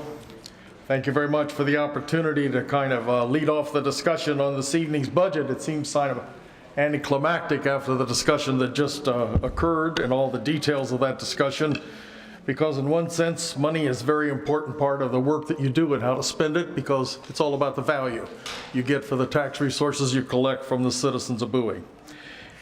Mr. Mayor and Council, I have previously distributed each of you at your places of seat where you're seated a copy of my remarks, so I'm not going to read every word of them here this evening, but I do want to call your attention. I hope that you'll take the opportunity to take a look at those remarks and reflect on them a little bit, because I'd like to briefly highlight the Environmental Advisory Committee support for several items in the budget that staff's about to go over with you this evening. I must admit that we've only seen this budget since last week, as you may have, and so we'll be back again at a later point to talk about it in greater detail, but tonight I'm going to highlight only 5 items that have come to our attention earlier in our review. But first, let me simply say that you may recall just 6 weeks ago, I talked about 10 items on the next steps toward a greener Bowie. And about half of those items reflected items that are not cost neutral. They cost a little bit of money. I'll remind you of at least a couple of those this evening. But not everything that the committee's concerned about is contained on this particular list. And so I want to highlight in particular a couple of those things that I didn't cover back in February, at least for a couple minutes. The very first thing I'd like to bring your attention is we strongly support the construction of the Bowie Heritage Trail in the CIP project book in Old Bowie. That includes the new 10th Street Heritage Park and the stormwater management mitigation facilities associated with the Huntington South Park that are on page 261 in your budget. Let me belabor the conversation by noting that the listed project includes full funding for only half of the overall project, which is located on both sides of Maryland's 564 Bridge in Old Bowie. Design plans have been approved and permits issued for over a year now for both sides of this particular project. The Railroad Museum on the CIP page of 263 specifically states under the project description that construction of the Railroad Museum improvements are, and now I quote from the budget document, are shown on the Bowie Heritage Trail page, since the project will be jointly bid with the construction of the 10th Street Park and also shown on the Bowie Heritage Trail page. Unfortunately, we think this statement is not accurate.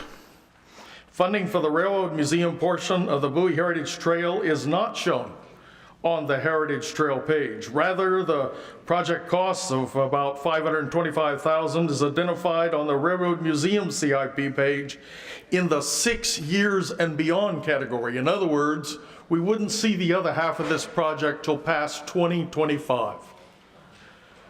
We urge you to reconsider this recommendation that's contained in the budget, meaning that basically no funding would be available for half of it for another 6 years.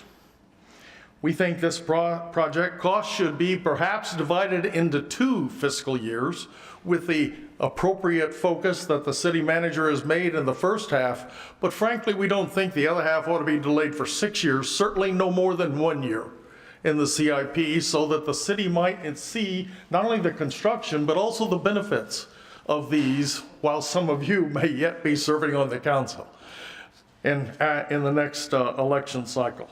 So we want to call your attention to these road museum improvements, because they think they will, we believe they will activate an underutilized piece of the Railroad Museum property and greatly enhance the site's attractiveness and provide a community engagement space and complement the quality of life in Old Bowie. And we hope that you will share these kind of values in the future. Secondly, I want to call your attention to funding as proposed, it's included in the budget, for the hiker-biker trails, and underline our support for the commitment you've made in this area to help do the interconnections necessary between various transportation facilities. We think that the commitment you've made in the past of $50,000 per year to enhance the trails budget and commitment to develop those interconnections should be continued. We want to underline our support for that in the future. The third item is an item that is not included in the current budget. And it is one that reflects our concern about the growing need to help underscore the need for intermodal and various transportation options in the city. And in order to facilitate that work in the future, and I talked a lot about our Complete Streets program, which will be brought forth by staff in June, probably around the same time some of these other things that are going to be talked about, you talked about tonight. We'd like to underline our support for a multimodal transportation specialist in the planning department. We think it's time that we move forward with our growing emphasis in the community on non-vehicular mobility, on health and wellness, on exercise and the prudent use of bicycle and pedestrian project improvements, again with the interconnections of various trail and transportation options, that this needed planning and advocate and understanding and coordinating position is an essential next step in the growth of the city's planning department. And we hope, again, that you'll see the need for that and appreciate the opportunity it represents as we move forward. So we call your attention to that. And fourth, we want to make a priority of siting, designing, and building a natural exploration area in a local park. This is a very inexpensive investment. The best transportation costs, the best estimates we've seen of cost of this are less than $10,000. This is something that could be sited, designed, and constructed in probably a little more than a year. We hope that you'll find the wisdom to set aside this small amount of money in this year's budget to do this. It's something all of us can take pride in, something that we believe the citizens, and there's a really neat book called The Nature Deficit Syndrome. You're getting your children out of the house and into the woods. It's a unique opportunity. Let's find a way to get our kids away from the screen and out into the community, a little bit more active, as you've just been talking about this evening. And fifth, we'd like to see the city install some EV charging stations at City Hall and Kenneal Center. These can be accessible for public payment. We never said that you should do this for free, just like they are over at Newtown Center. But we also want to make sure that the council is reminded that here's an opportunity as you look at these budget decisions to prioritize the purchase of electric and hybrid vehicles as a part of the city's vehicle replacement program. In the CIP, you'll have the chance to review the purchase of at least a half a dozen or more vehicles whose life expectancy is over 10 years into the future. A decision made today has consequences for years in advance for reducing the average fleet mileage of our commitments to vehicle replacement. Here's a chance to do it. The initial cost and the competitive advantage and ultimately the bragging rights are available for anybody who steps forth to support these kinds of responsible environmental choices. We commend them your attention and thank you very much for the time you spent listening to me. Thank you, gentlemen. All right, now I have a confusing situation. I have people here with the same name that have the same address. Ken McCauley and Patty. You're going to be ready. You're actually going to go in front of her. You're a brave man. Yeah. Good evening, Mr. Mayor and City Council. I'm here in support of a few items here on the budget. I certainly echo what Gary Allen has stated, and I'll try to be brief here. I also strongly support the Heritage Trail in Old Bowie, and thank you for adding that into this year's upcoming budget. We appreciate that. And we'd like to keep the momentum going with supporting the Railroad Museum upgrades. As stated, maybe continuing that into next fiscal year, because that's all kind of interrelated. It complements each other, makes for a good destination, a good place, and the Old Bowie community deserves that, certainly. Also strongly support consideration for the multimodal transportation specialist. We're on the cusp of an updated master trails plan. And there's going to be some discussion about complete streets coming up. And I think the city has matured to a point where a specialist is needed to address and implement the outcomes of these studies and policies. This helps promote a healthy city. It supports the sustainability plan. So we think it's time to help out the planning department with added expertise. Also, we strongly support a regular funding for the trails. There are a lot of trails in the city that need upkeep and maintenance. For instance, the Northview Trail just near here has an identified long list of needs and improvements. And there are other trails as well. So it'd be good to be chipping away at that. And again, that supports the Master Trails Plan and trying to make that part of a reality. So thank you. Thank you, sir.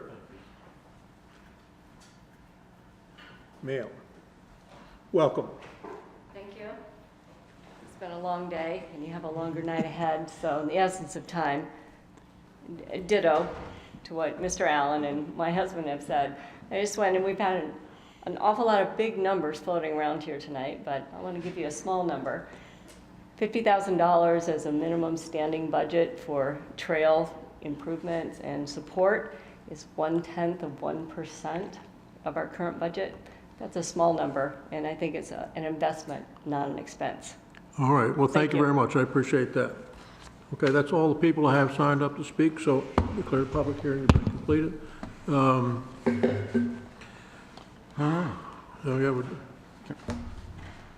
May I make a motion to adjourn? To adjourn into a work session? To adjourn and into a work session, Mr. Mayor. Seconded again by Dr. Trout. Second. Any question on the motion? Any? All in favor? Aye. Opposed? 6-0. All right, we're going to go into work session. You guys want to take a short break? Please. All right. Before we do that, we'll take about a 10-15 minute recess.